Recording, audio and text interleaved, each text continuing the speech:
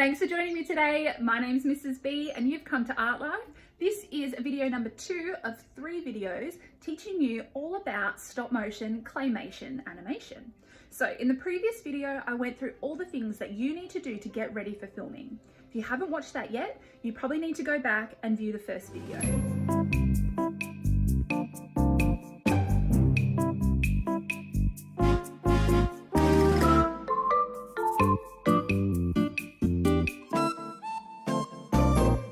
So now that you've got everything ready to go, I'm going to teach you today how to use the stop motion app as well as take photos successfully for an awesome production. Now today you need a bit of patience. When filming, you're taking individual photos, remember? And in my final edit, I used 863 photos. So this does take a while and it doesn't have to be done all in one sitting. What you put into it is what you'll get out of it. And if you really take your time and try your hardest, I'm sure you'll really be proud of the video that you end up creating. It's so exciting to create something from scratch. You've planned out everything so far, you've created your characters, and you're ready to go. So get everything set up and I'll show you how right now. Thank you so much for joining me for video number 2 of our animation or claymation stop motion series. Today we are going to be discussing production, and I'm going to show you how to use the app that I suggest. I'm going to show you different tricks of the trade and tips that I have learned through teaching this subject. So just to recap on last lesson though, and the things that you should have already done prior to this lesson. So we discussed how you need to come up with a story, just something simple and not too complicated. You're about to see how long production actually takes. If your story is too complicated, production will take a great deal of time. You also need to have created your character or characters. As you'll see over here, I've got a little caterpillar as my main character, and my storyline is him turning into a beautiful butterfly. I've made those out of plasticine and I showed you how to do that in the last lesson. I've also shown you how to create a setting or a beautiful background and context for your story, which I have right here. In the event you haven't watched the pre-production video, you do need to watch that. So please go view that first prior to watching this one. Today, it's production day. So exciting. It just means that we're going to take the footage that we need. So remember that we're actually not filming today. We're not taking moving images. We're actually taking multiple photos. Heaps and heaps and heaps of photos that are then put together. And when they're viewed quickly, it comes together to create the illusion of movement or an animation. So, what you need today is the stop motion app. This is free from your app store and you need to download that now. I'm going to show you how to use the stop motion app. Open the stop motion app, it looks like this. Okay. And so what you need to do is allow access to photos. All right, so when you open the stop motion app, it'll allow you to create a new movie, which you need to do. You can do a bit of a tutorial if you want to. However, I'll show you how to use this, so you probably don't need to do that. The first thing I need you to do is go into settings on the left there, and you'll notice a whole lot of numbers here. What those numbers mean is FPS. FPS just means frames per second. So that means how many photos are displayed each second. The smaller the number, the slower your animation is going to appear to be. The higher the number, the quicker the photos are displayed, and the shorter your video will be, but the more realistic it will be. So I think a good place to start if you're beginning is an FPS of 12. So set 12. If you're finding that your video is a bit jerky, you can always increase the number a little bit. So set it to 12 and press done. The next thing you need to do is set up your scene and begin to tell your story through photos. You're going to take photos using your phone or your iPad, but I'll give you some hints once we're all set up. If you have a tripod, that will help you to make sure that your image is not jerky. If you're using freehand like I am today, your video is likely to sort of be a bit wobbly. Whereas if you have a tripod, it will keep it nice and still. So that is recommended if you have one. So let's get everything set up.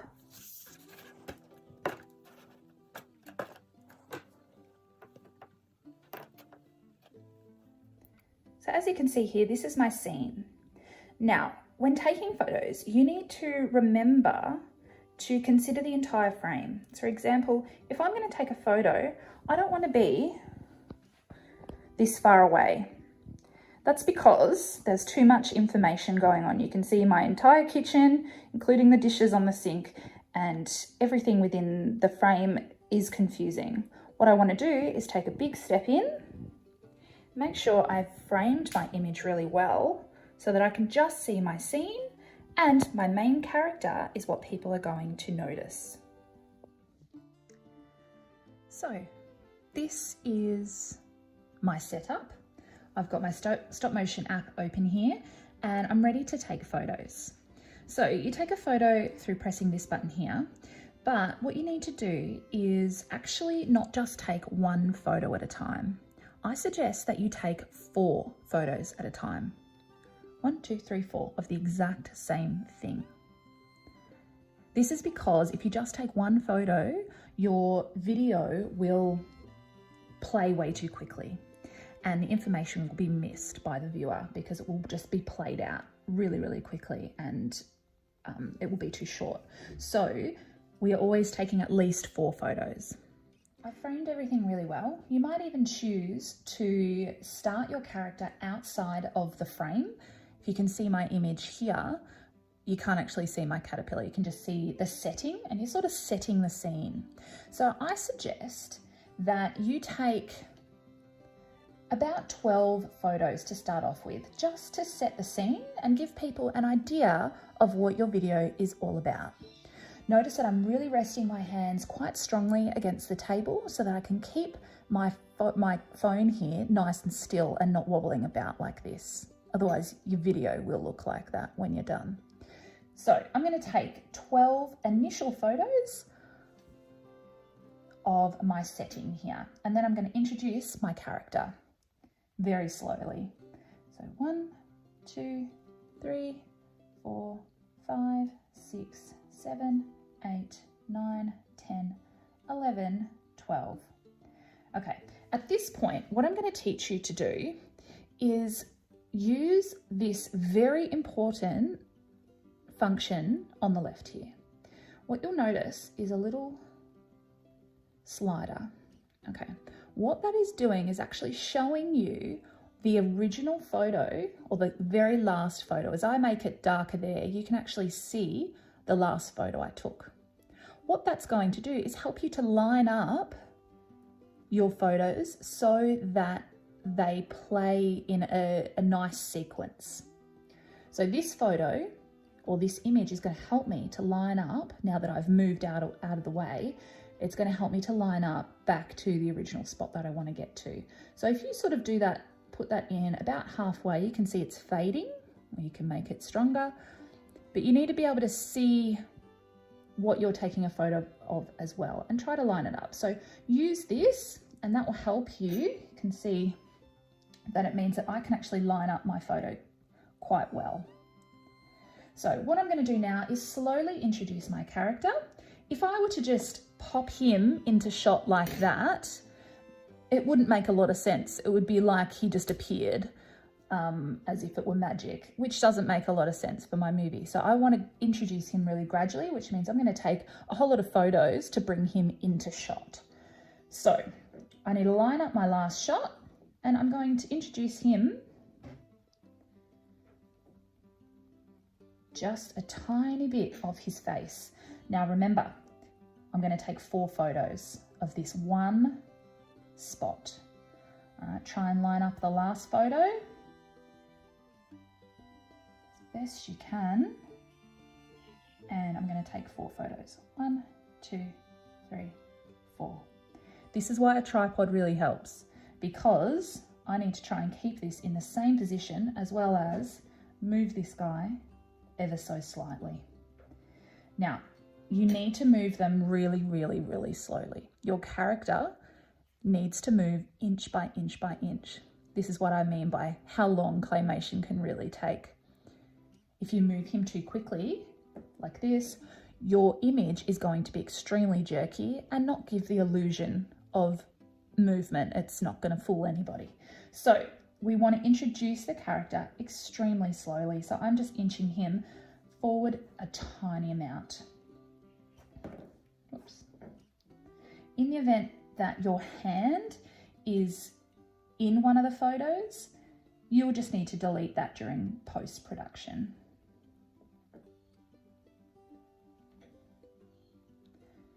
All right, beautiful. So I'm ready for my next series of photos. I need to line it up as best I can. If you have a second person able to help you, so for example, someone's on camera and the other is on moving the characters, that will help a lot.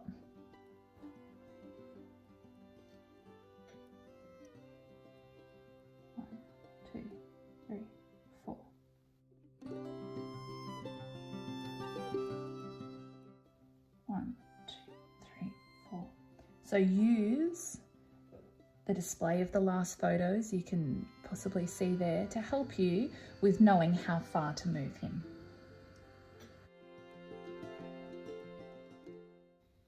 So now I'm wanting to move my caterpillar the way a caterpillar moves, like up, down, like this. So I'm making him sort of go flat like this and inching him forward just a tiny little bit, making sure my setting is lined up. 1, 2, 3, 4.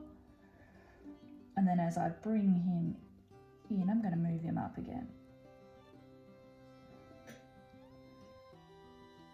1, 2, 3, 4. So you might be able to notice now that if you're doing a person, making them walk, that's very difficult because not only do you need to slowly move the legs, you also will need to move the arms.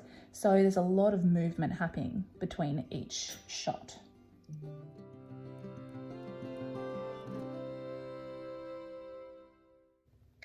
It is easy at this point to get extremely lazy and start to move them really quickly.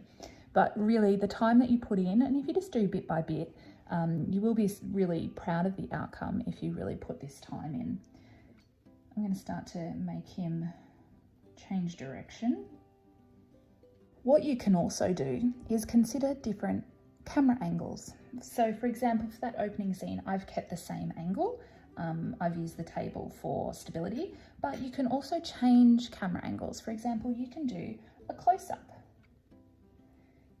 If you want to give more information about your character, you might choose to zoom in a little bit like I've done here, and then begin filming from this angle.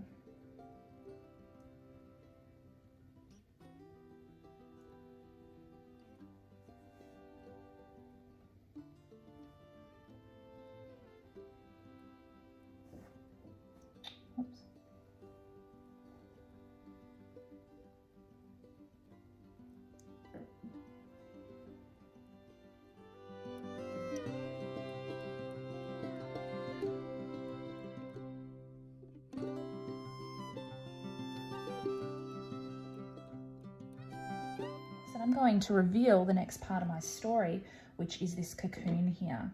So that's going to come into shot soon.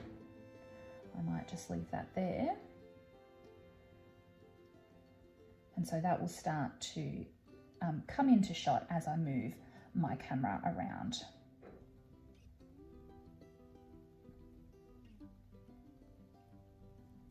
So keep checking your background, keep checking that everything's in line, because you don't want the video to be shaky like this, and make sure you're only moving your character very, very small little movements.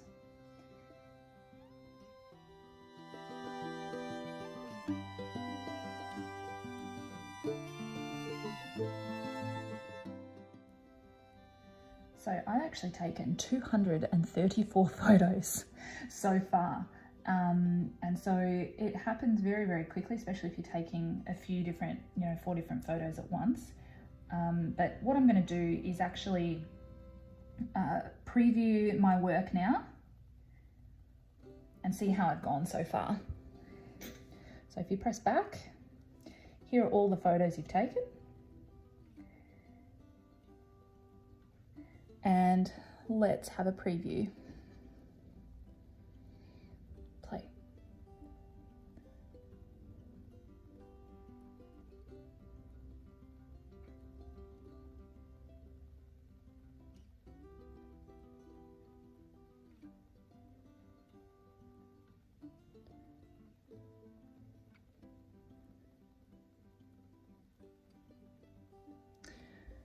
So there's a few little mistakes in there. For example, I noticed a few photos that had my hand in the way, and it went fairly slowly, so I might even speed up the FPS.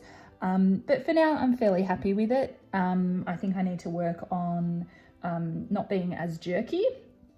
So I'm going to work on that and make sure I line up the background from now on, but I think so far we're doing okay. I'm going to change my angle once again. I think what I need to do too is, even though it seems like I'm getting the caterpillar to move quite a bit, I feel like I'm taking heaps of photos.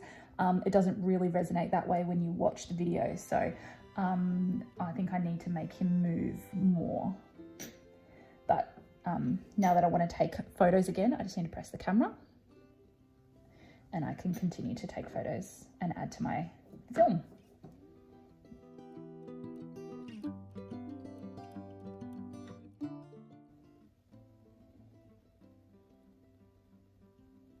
One, two, three, four.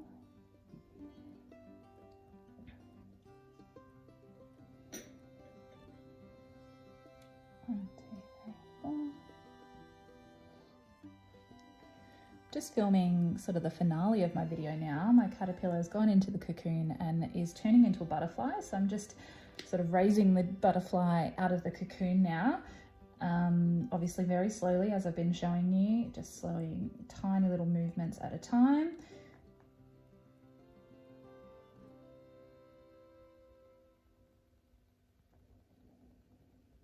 Hopefully you'll be able to tell now why it's so important to make your plasticine characters really, really strong, because you are moving them, you're putting them through quite a bit, and so you want them to sort of stay intact during filming.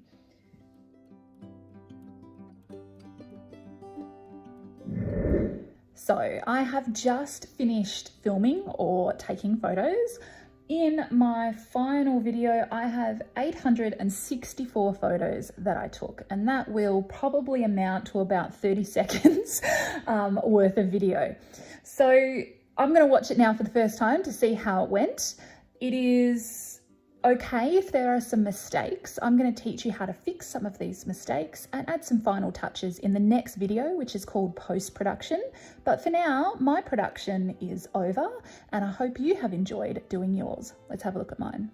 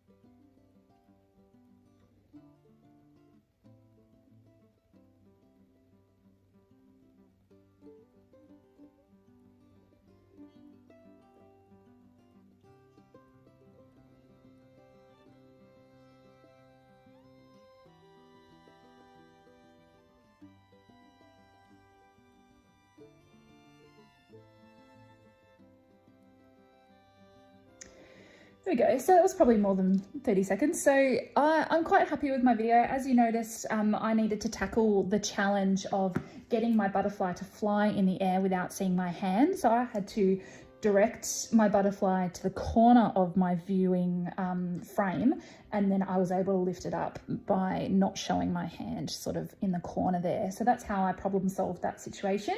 And then I also added in another little caterpillar, which I changed just to sort of see the life cycle and how it all goes around. And that was the end of my video. Now, there are some mistakes, as I said, but for now, that is my production, and I'll show you how to complete it in the next video. So it was as simple as that. Not overly simple today, and it is fairly time consuming, but I really hope you enjoyed filming and becoming a director. Not only did you write, you directed and you filmed your very own stop motion video, so well done. In my next video, I'll teach you all about the editing process and some tips of the trade when it comes to adding sound and finishing off your video really nicely. Just a reminder to make sure you hit the like button and subscribe as well, because I've got heaps of other videos in the future for you. Take it easy, I'll see you next time.